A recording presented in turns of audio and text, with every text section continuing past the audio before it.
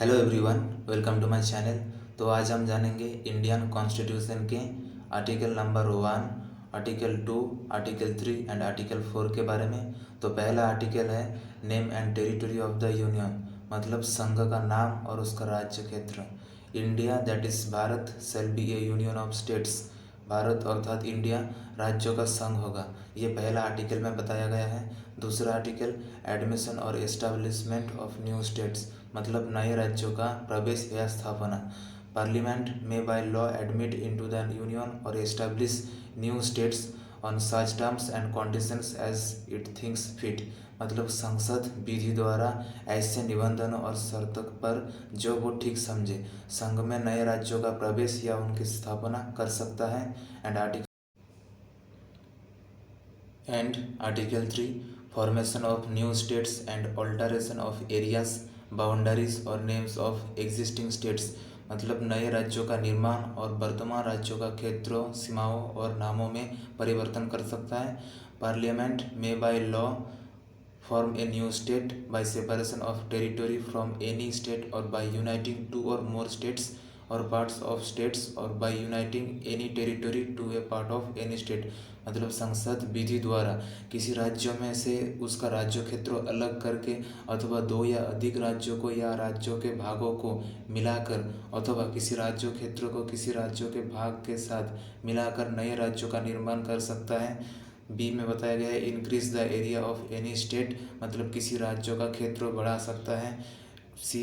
Diminish the area of any state, किसी राज्यों का क्षेत्र घटा सकता है।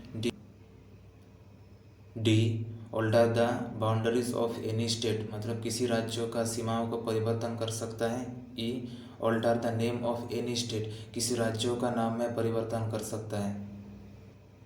And Article 4 laws made under Articles 2 and 3 to provide for the amendment of the first and the fourth schedules and supplemental, incidental and consequential matters, मतलब पहली अनुसूची और चौथी अनुसूची के संशोधन तथा अनुपूरक, अनुषंगिक और परिणामिक विषयों का उपबंध करने के लिए अनुच्छेद 2 और अनुच्छेद 3 के अधीन बनाई गई विधियाँ। एक any law referred to in Article 2 or Article 3 shall contain such provisions for the amendment of the first schedule and the fourth schedule as may be necessary to give effect to the provisions of the law and may also contain such supplemental, incidental and consequential provisions including provisions as to representation in parliament and in the legislature or legislatures of the state or states affected by such law as parliament may deem necessary, मतलब अनुच्छेद 2 या अनुच्छेद 3 में निर्दिष्ट किसी विधि में पहली अनुसूची और चौथी अनुसूची के संशोधन के लिए ऐसे उपबंध अंतर्विष्ट होंगे जो उस विधि के उपबंधों को प्रभावी करने के लिए आवश्यक हो तथा ऐसे अनुपूरक, अनुषंगिक और परिणामिक उपबंध भी जिनके अंतर्गत ऐसी विधि प्रभावित राज्यों या राज्यों के संसद में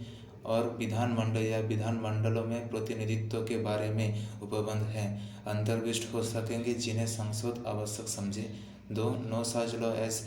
aforesaid shall be deemed to be an amendment of this constitution for the purpose of article 368, पूर्वोक्त प्रकार की कोई विधि अनुच्छेद 368 के प्रयोजन के लिए इस संविधान का संशोधन नहीं समझी